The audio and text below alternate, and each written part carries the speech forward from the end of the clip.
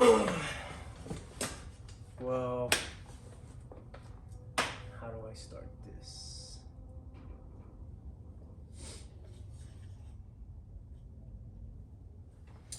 So I guess this is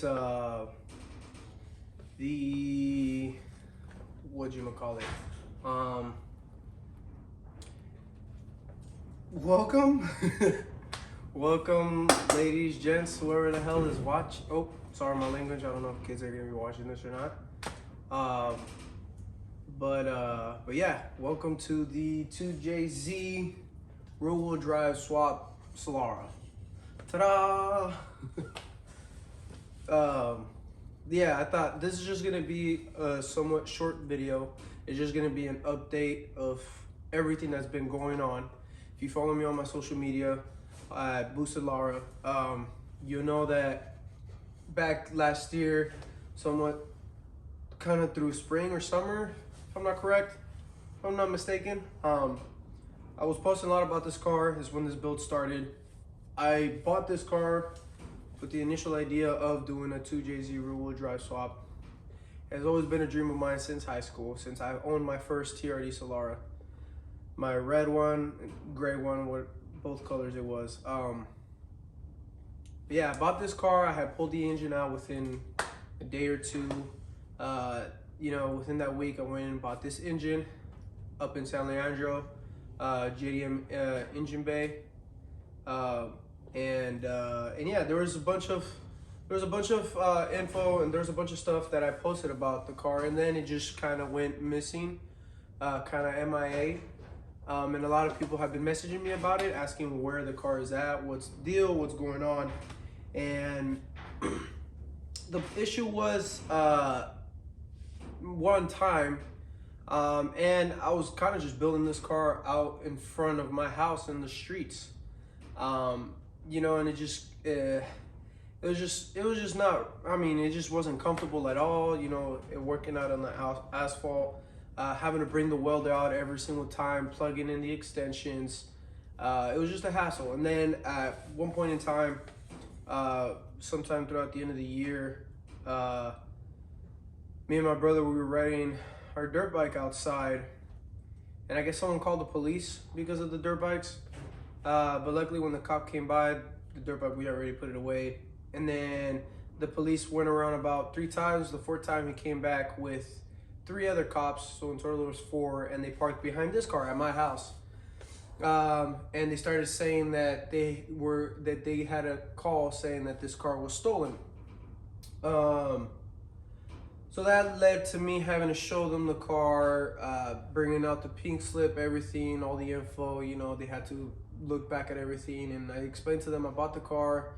Within a couple weeks, I put it on non-op. I told them what I'm doing with it, what I'm building it for. And yeah, they ended up leaving, but I couldn't leave the car in front of my house on the street anymore. Tags were already expired. It was on jack stands. You just, in the state of California, you just can't do that. I got away with it for a while. My neighbors are really, really cool. Besides the fact that they called on us for the dirt bike, but it's understandable. We're being annoying. So yeah, the car just been moved from spot to spot, and a pastor actually from my church let me store. Well, I was supposed to go park the car there and work on it, but it just, my schedule and his schedule didn't work out.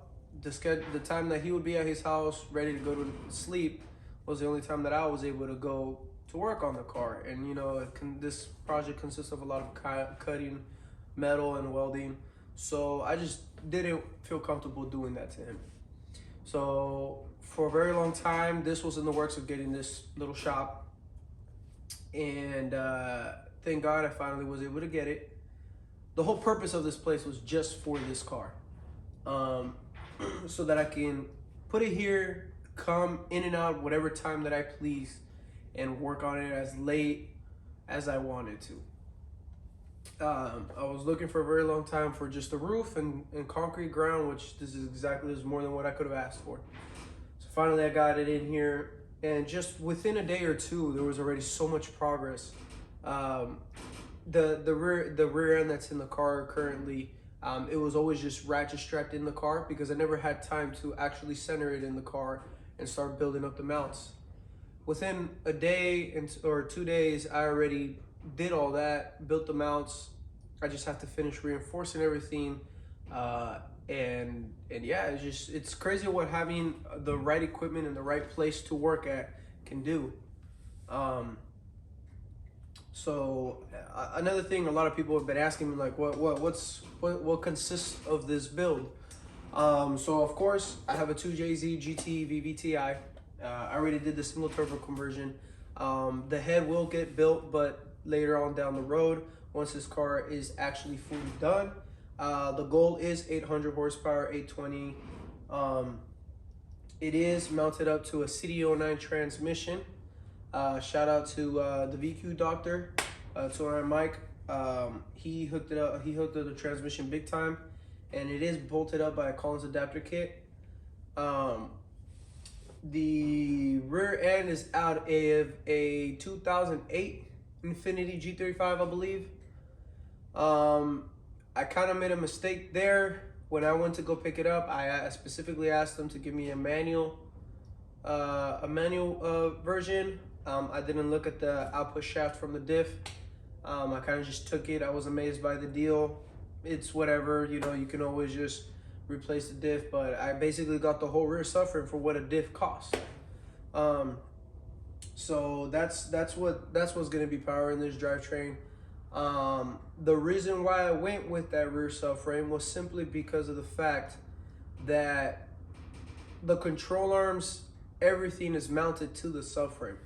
So there are many subframes where the control arms are part of the chassis itself. And some subframes where the lower control arm, the upper control arm, everything is mounted to the subframe.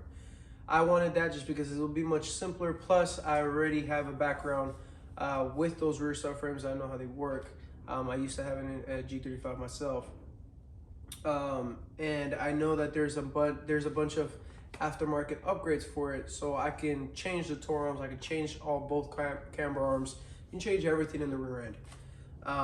That was kind of the whole idea behind it. As of right now, the engine and transmission as it sits, I built everything around the interior of the car because I am aiming to keep the interior completely normal, as if you're getting into a completely stock Solara. I don't want to change anything in the interior, besides obviously the big huge holes that I put in it, but all that is going to be hidden. You won't see that. Luckily, I was talking to Fab Daily. If any of you know him, he's actually a really great fabricator. He's the one who builds most of Hertz cars. He just recently did most of the fab work on Hertz. Hurt from Hoonigan, his 240SX with the K24 swap. And him, and I talked to many other fabricators, and they all told me the exact same thing, that this car is going to drive like crap. Just because the engine is too far forward. It's too far forward over the strut towers. So that kind of put me in a tough situation, because the reason where it sits where it's at is because it matches the exact shifted location of the stock Solara interior, at least. So at the time, I only had one choice: get rid of the transmission. Everything was leaning towards getting a ZF transmission, like the transmission that's in my M3.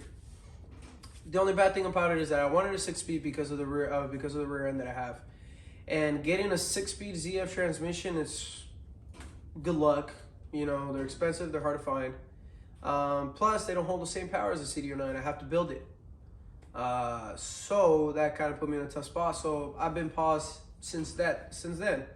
But last year, a somewhat new company came out with a brand new relocation shifter for the CD09 that moves it up 10 to 12 inches, which is more than enough for this engine to move back to where it needs to sit at. So I already purchased that. It's on its way. The goal is right now to finish the rear end, completely finish the rear end, have the subframe mounted in there, complete the C notches that I need to do for the upper control arm. Basically complete the rear end, so then I can move up to the front end and redo the whole situation of how I mounted this engine in here and the transmission. because everything needs to move further back. I need to align everything. I need to clean everything that I welded in and start. I already know how I'm gonna mount it in, but that'll be for a further episode, I guess you could say. But yeah, that's essentially where it's at. And hopefully soon I'll be able to get another update. I don't know what you guys are interested in seeing. Please go ahead, feel free to comment. Let me know what exactly you guys are more interested in seeing as far as in depth. I know, there's just a bunch into this build. There's a lot of things consisting of it, everywhere from the big brake kit that is getting installed into the cars to obviously the engine, the transmission, reinforcing the whole chassis itself.